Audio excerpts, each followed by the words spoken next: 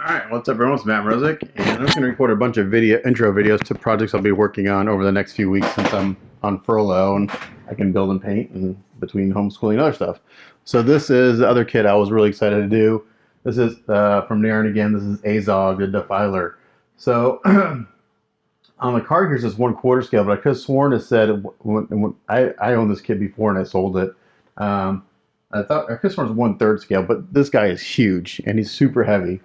When I agreed to do this piece, I didn't realize it already even started, which is no big deal. But I typically don't like to take kits that have been started by other builders or painters unless I know that builder or painter, because if I don't know how they do things or the quality of the work, it can make my job much more difficult.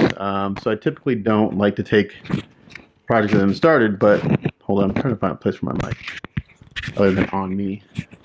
But to my surprise, that whoever started this has done a really good job so far on the initial work.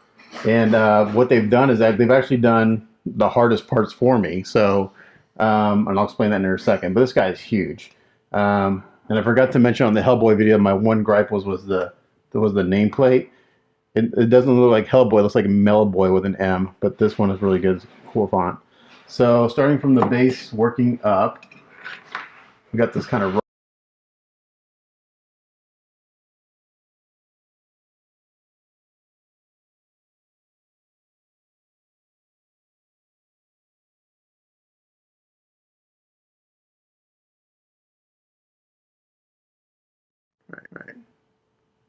Sorry about that. My phone rings. I have to stop recording. So we got this rock cropping that he's kind of standing on, and I can't remember. He only made, I think Narin only made 30 of these. It was a very small number that he made. And then working up from there, we got these amazing freaking boots. Really, really cool. Nicely sculpted. And the great thing about this kit is that they added magnets for all the parts that need magnets and stuff already. So, and the nice big keys. So there's keys in there. And then this one key's there. I'll have to back the camera up here in a second because this guy gets tall very quickly. And then we got his legs. And this was Kim's in one piece. And there's magnets all the way around their waist for the disgustingly claws made out of human faces and stuff, out of all of his victims. So there's magnets in the legs on the boots too. So that's done very nicely. Keeping the back out. Next up is the torso, and this is where whoever started this for me has kind of done a good part of the work, because when this came as a kit, the arms and the head were separate, so you have to glue them on and seam them all together. And I remember on my particular kit, some of these little areas here didn't line up very well, so this person did a great job of getting the arms on, attaching them, and fixing the gaps and stuff in the sculpt. But the sculpt is spot on to Azog in the movies, Lord of the Rings and The Hobbit and stuff.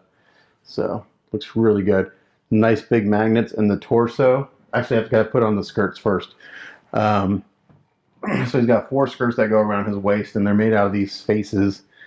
So these are nice and disgusting, all been stitched together. So some of his victims, this skirt has 3 faces, nice stitching. These will be fun to paint up, because my initial thought was I'm going to paint him first. I'm going to paint him in like a flesh tone, and then we're going to go in there and add lots of browns and transparent like leather tones to make it look like they've aged and turned into leather. So that'll be fun. And again, they magnetize very well into the sculpt. This is only fit one spot too. Oh, that's the back one. Or is it? That's the front one. Sorry. You actually kind of have to go in a certain order. So that's the front one. This one is on his left, our right. They kind of overlap in a certain way. And you got to put these on before the torso. Here's the back one. The back one's got 1, 2, 3 faces also. It should be a short intro because it's a big kit, but it's pretty simple. And then this one goes on this side. So like this one's got to go on before the clothes. You got to put on this one, and that one overlaps there. And these magnets are really, really strong. Excuse me. So yeah, And right now it seems kind of a little loose in the base, but once he's all together, he's super solid. And then we put the torso on again. These are really strong magnets. They did a really good job. He's a big, big guy. Oops. The cord's pulling on the...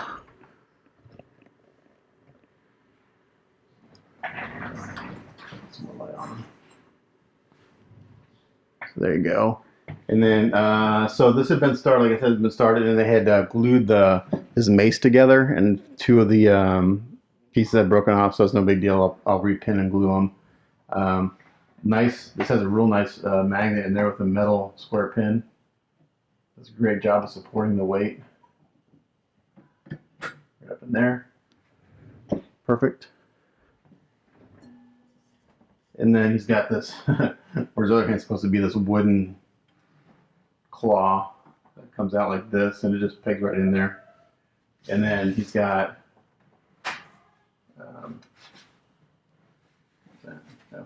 you got this piece of wood that comes out the top part of his arm, because this thing is like going through his arm. It's pretty disgusting. And there's some other smaller pieces in here I'm not gonna take out. There's like some pieces of bone spikes that come out of here and stuff, so those go there. But this is a big dude. Really nice sculpt. It's a simple piece, huge presence, weighs a ton. And originally the kit came in one box. This was shipped to me in 2 boxes. I got 3 boxes. Like, why am I getting 3 boxes? I thought when you talked about 2 kits, I thought he sent me 3 kits. But yeah, so whoever started this piece did a really good job on the seam work. So props to them. And also it comes with a great plaque that actually looks like Azog, the defiler, and this great sign holder sculpted like bone. So it's a nice touch. And he is, height-wise, he's right at 27 inches tall. So a big boy. So I guess he would be quarter scale. I thought he was like 1/3 scale. But he's up on the rock outcropping. Depth-wise, he's right at 15 inches. And then width-wise, I'd say from here to there, about 12 inches. So not a huge footprint, but just really tall. But yeah, cool piece. I was really excited to do one of these. I sold mine because it's one of those things that I'll never get to it, but luckily I got someone who is willing to let me do one for him. So yeah, so this is just the intro video of this. So I'll call it Work in Progress 1. Work in Progress 2 will actually be I'll do some painting, because 99% of the prep work is done. I'm kind of feeling, I'm not sure what kind of primer they used on this. It's a little on the rough side. I remember having the sculpt, so I don't know if I want to sand it, because I actually kind of like, especially in the boots, it gives a little texture to it. So it's kind of got a nice weathered, leathery texture to it. But Narin's just a phenomenal sculptor. There's some spiky things that come out here. I'll get glued on, but great sculptor. This will be fun. I'm going to do some research on his skin, because it's kind of a grayish tone with like some purple veining and red veining. So it's going to be fun, because I'm going to try some new techniques on him to get the right look for the skin. So I have to gather some really good reference photos of that. I've seen some amazing paint-ups of this, so there's plenty out there to look at as far as like what to go by for his skin and stuff like that. To me, I think that's going to be the most challenging part, is his skin. But the leather work and stuff is stuff I've done before. I can't remember in the movie if his boots are metal. They look like they're sculpted as metal. I have to again look at the reference photos, see if they're metal or if they're leather. My initial thought is that these plates are metal and the sole is leather, but I could be wrong. The mace is wood with the rope wrapped around it with a stone blades. Again, for the loincloths and stuff like that, I'm gonna start out with skin tones, like they were alive, and then we go in with browns and stuff like that and make them look like leather. They've been aged as you warm them over time, but he's a big boy, so it's hard to move around because he weighs so damn much. But another great piece from Narin, and I'm excited to do this one up. So yeah, so this is the Work in Progress